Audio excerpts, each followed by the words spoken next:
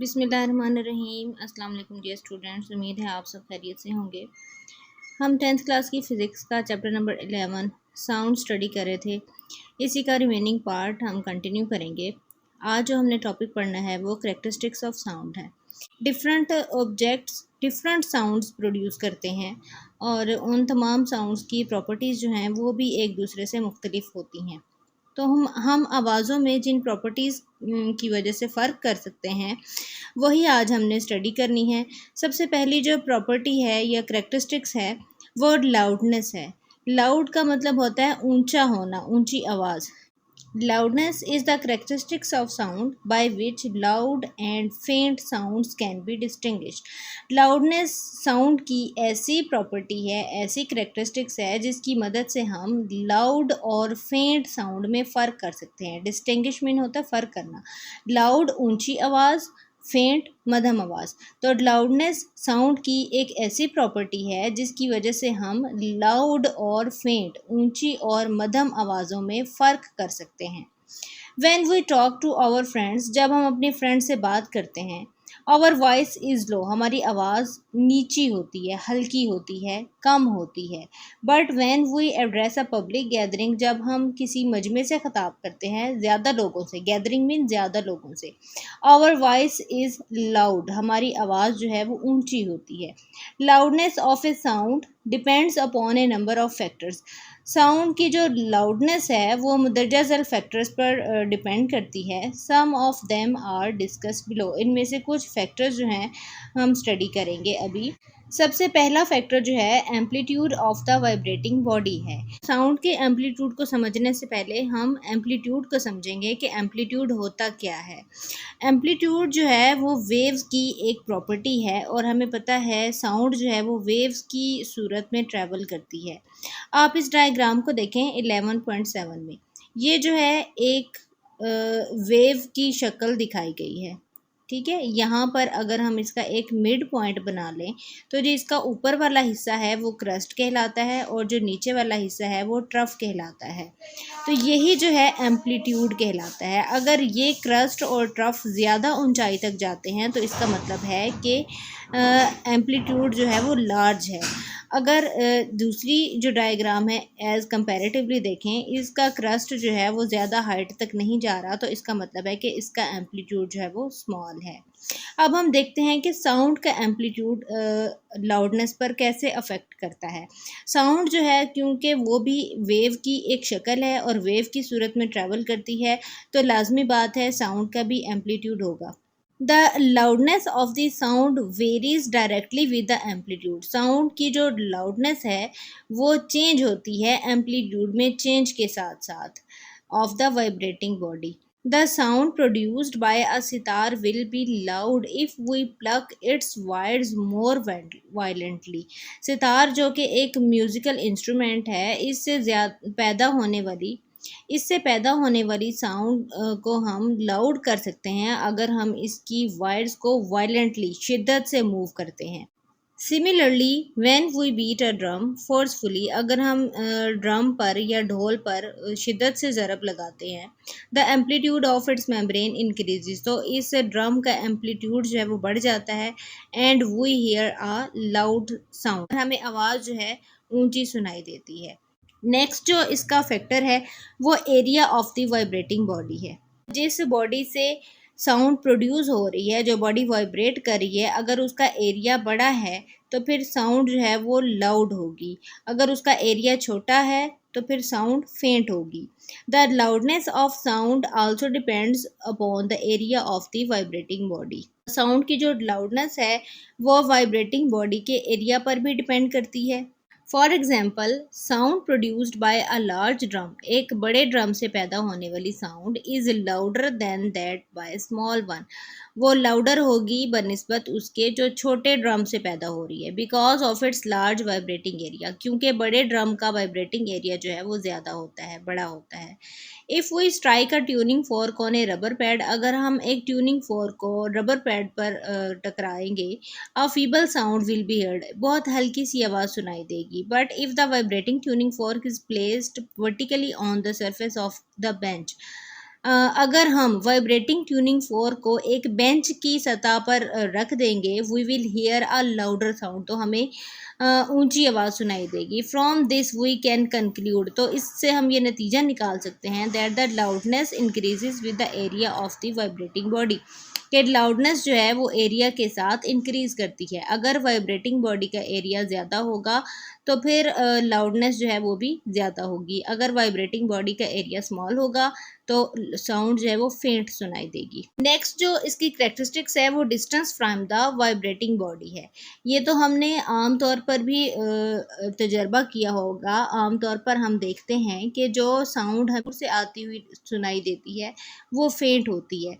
अगर वही आवाज़ करीब आ जाती है तो वो हमें ऊंची सुनाई देती है, लाउड सुनाई देती है। तो जितना ज़्यादा वाइब्रेटिंग बॉडी से लिसनर का डिस्टेंस होगा, साउंड उतनी जो है फेंट होगी, लाउडनेस कम होगी। अगर बॉडी जो है लिसनर के करीब होगी तो लाउडनेस ज़्यादा होगी, आवाज़ हमें ऊंची सुनाई देगी। Loudness of sound also depends upon the distance of the vibrating body. Loudness जो है वो डिपेंड करती है वाइब्रेटिंग बॉडी के डिस्टेंस पर फ्रॉम द लिसनर, सुनने वाले से। It is caused by the decrease in amplitude due to the increase in distance.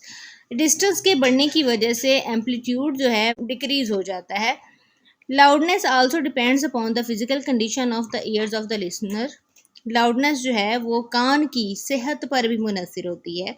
A sound appears louder to a person with sensitive ears. जो हसास हिस्स रखता है सुनने की, उसको आवाज़ जो है वो ज़्यादा सुनाई देती है than to a person with defective ear, बनिस्बत उस पर्सन के जिसके कान में कोई नुक्स है, कोई ख़राबी है। However there is a characteristics of sound which does not depends upon the sensitivity of the ear. एक ऐसी करेक्टरिस्टिक्स भी है जो कान की सेंसिटिविटी पर मुनहसर नहीं होती, and it is called intensity of sound, और उसको इंटेंसिटी ऑफ साउंड कहते हैं। नेक्स्ट करेक्टरिस्टिक्स जो है वो हमारी पिच है। Pitch is the characteristics of sound by which we can distinguish between a shrill and a grave sound. Pitch जो है एक ऐसी क्वालिटी है, ऐसी करेक्टरिस्टिक्स है जिसकी मदद से हम एक बारीक और भारी आवाज़ में फ़र्क कर सकते हैं। It depends upon the frequency, और ये फ्रीक्वेंसी पर मुनहसर होती है। फ्रीक्वेंसी क्या होती है? फ्रीक्वेंसी यूनिट टाइम में जो वेव्स हैं साउंड की, उनका एक पॉइंट से ट्रैवल कर जाना फ्रीक्वेंसी कहलाता है। A higher pitch means a higher frequency. Higher pitch का मतलब होता है कि साउंड की जो फ्रीक्वेंसी है वो ज़्यादा है, and vice versa. Lower pitch वाली साउंड जो है उसकी फ्रीक्वेंसी भी लो होगी। The frequency of the voice of ladies and children is higher than that of man. जो साउंड की फ्रीक्वेंसी है लेडीज़ की, फीमेल्स की, ख़वातीन की और बच्चों की, वो ज़्यादा होती है, जिसकी वजह से उनकी पिच भी ज़्यादा होती है। Therefore the voice of ladies and children is shrill. इसी वजह से बच्चों और औरतों की आवाज़ें जो हैं वो बारीक होती हैं, एंड ऑफ हाई पिच, और उनकी पिच ज़्यादा होती है। The relationship between frequency and pitch is illustrated in figure. अब रिलेशनशिप जो है फ्रीक्वेंसी और पिच का वो फिगर से शो हो रहा है। हाँ जी, ये डायग्राम देखें, इसमें दोनों आवाज़ों के दरमियान में कंपैरिजन शो किया गया है। जो नीचे वाली डायग्राम है उसमें हाई पिच शो की हुई है, जो ऊपर वाली डायग्राम है उसमें लो पिच है। हाई पिच का मतलब है कि इसकी फ्रीक्वेंसी भी ज़्यादा है, लो पिच का मतलब है कि इसकी फ्रीक्वेंसी कम है। फ्रीक्वेंसी से मुराद है ये पॉइंट है, इस पॉइंट से ज़्यादा वेव्स गुजर जाएंगी, और ये पॉइंट है लो, इसमें इसकी वेवलेंथ ज़्यादा है। वेवलेंथ ज़्यादा होने का मतलब है कि एक इस पॉइंट से ये कम जो है डिस्टेंस ट्रैवल करेगी, जबकि हाई पिच का मतलब है कि ये यहाँ से ज़्यादा गुजर जाएगी, इसकी फ्रीक्वेंसी जो है वो ज़्यादा हो जाएगी। लो पिच में देखें 1 एंड 2, ये 2 क्रस्ट है, और इतने ही डिस्टेंस पे अगर हम हाई पिच की देखें तो 1 2 3 क्रस्ट है। तो इसका मतलब है कि इस पॉइंट से ये ज़्यादा क्रस्ट गुजरेंगे और इस पॉइंट से कम क्रस्ट गुजरेंगे। मतलब लो पिच होगी जहाँ से कम क्रस्ट गुजरे, और हाई पिच होगी जहाँ से ज़्यादा क्रस्ट गुजर गए। तो इस तरह से जो लो फ्रीक्वेंसी वाली साउंड है उसकी पिच लो होगी और वो ग्रेव साउंड होगी, और जो हाई पिच वाली साउंड है उसकी फ्रीक्वेंसी भी हाई होगी और वो श्रिल साउंड होगी। औरतों और बच्चों की आवाज़ें जो हैं वो श्रिल होती हैं क्योंकि उनकी पिच ज़्यादा होती है। नेक्स्ट प्रॉपर्टी जो है इसकी क्वालिटी है। The characteristics of sound by which we can distinguish between two sounds of same loudness. अब क्वालिटी जो है साउंड की ऐसी करेक्टरिस्टिक्स है जिसमें हम सेम लाउडनेस की दो आवाज़ों में फ़र्क कर सकते हैं एंड पिच, और उनकी पिच भी सेम होगी, इज़ कॉल्ड क्वालिटी। क्वालिटी ऐसी करेक्टरिस्टिक्स है जिसमें हम दो सेम लाउडनेस और सेम पिच वाली आवाज़ों में फ़र्क कर सकते हैं। While standing outside a room, जब हम एक कमरे से बाहर खड़े होते हैं, we can distinguish between the notes of piano and a flute. तो हम पियानो और फ्लूट की आवाज़ में फ़र्क कर सकते हैं, being played inside the room, जो कि कमरे के अंदर बजाए जा रहे हों। This is due to the difference in the quality of these note, और इनका ये फ़र्क जो है इनकी क्वालिटी में फ़र्क की वजह से होता है। क्वालिटी को समझने के लिए हम इन तीनों ग्राफ में जो वेव फॉर्म दिखाई गई हैं उनको देखेंगे। इन तीनों वेव फॉर्म में डिफरेंस है, फ़र्क है। ये वेव फॉर्म जो है ट्यूनिंग फोर्क की साउंड की है, और ये वेव फॉर्म जो है फ्लूट की साउंड की है, और ये वेव फॉर्म जो है क्लैरिनेट की साउंड की है। तो इन तीनों की शेप देखें डिफरेंट है, अलग अलग हैं, मतलब इनकी क्वालिटी में फ़र्क है। इनकी लाउडनेस और पिच सेम होने के बावजूद जो है इनके नोट्स जो हैं वो सेपरेट होंगे, अलग अलग होंगे, डिफरेंट होंगे। तो यही प्रॉपर्टी जो है इनकी क्वालिटी कहलाती है। जी, तो स्टूडेंट्स हम अपना लेसन थोड़ा सा रिवाइज़ कर लेते हैं। सबसे पहले जो हमने टॉपिक पढ़ा वो करैक्टरिस्टिक्स ऑफ साउंड थी, जिसमें हमने लाउडनेस पढ़ा। लाउडनेस ऐसी करैक्टरिस्टिक्स है जिसमें लाउड और फेंट साउंड में हम डिफ्रेंशिएट करते हैं, फ़र्क करते हैं। अब लाउडनेस जो है वो मुख्तलिफ़ फैक्टर्स पर मुनहसर होती है, मुख्तलिफ़ फैक्टर्स पर डिपेंड करती है। उसका पहला फैक्टर जो है amplitude of the vibrating body है। अगर वाइब्रेटिंग बॉडी का एम्पलीट्यूड लार्ज होगा तो फिर लाउडनेस ज़्यादा होगी, आवाज़ जो है वो लाउड होगी। अगर वाइब्रेटिंग बॉडी का एम्पलीट्यूड स्मॉल होगा तो लाउडनेस कम होगी, आवाज़ फेंट होगी। Next factor area of the vibrating body है। अगर वाइब्रेटिंग बॉडी का एरिया बड़ा होगा तो आवाज़ लाउड होगी, अगर वाइब्रेटिंग बॉडी का एरिया स्मॉल होगा तो आवाज़ फेंट होगी, लाउड नहीं होगी। अगला factor distance from the vibrating body है। वाइब्रेटिंग बॉडी से फासला है लिसनर का। अगर सुनने वाला वाइब्रेटिंग बॉडी से बहुत दूर है तो आवाज़ हल्की सुनाई देगी, मध्यम सुनाई देगी। अगर सुनने वाला वाइब्रेटिंग बॉडी के करीब है तो आवाज़ लाउड सुनाई देगी। ये तीन फैक्टर्स थे लाउडनेस के। नेक्स्ट करेक्टरिस्टिक्स जो लाउडनेस की हमने पढ़ी वो पिच है। पिच ऐसी करेक्टरिस्टिक्स है जिसमें हम श्रिल और ग्रेव साउंड में डिफ्रेंशिएट कर सकते हैं। एक हाई पिच वाली साउंड जो है वो श्रिल होगी, एक लो पिच वाली साउंड जो है वो ग्रेव होगी। नेक्स्ट कैरेक्टरिस्टिक्स क्वालिटी है, जिसकी वजह से हम सेम लाउडनेस और सेम पिच वाली दो आवाज़ों में फ़र्क कर सकते हैं, क्योंकि इनकी वेव फॉर्म मुख्तलिफ होती है, वेव फॉर्म जो है वो अलग अलग होती है। हाँ जी, तो स्टूडेंट्स यहाँ पर हमारी साउंड की जो करेक्टरिस्टिक्स हैं वो कंप्लीट हो गई हैं। इंटेंसिटी और इंटेंसिटी लेवल इंशाल्लाह हम नेक्स्ट लेसन में डिस्कस करेंगे।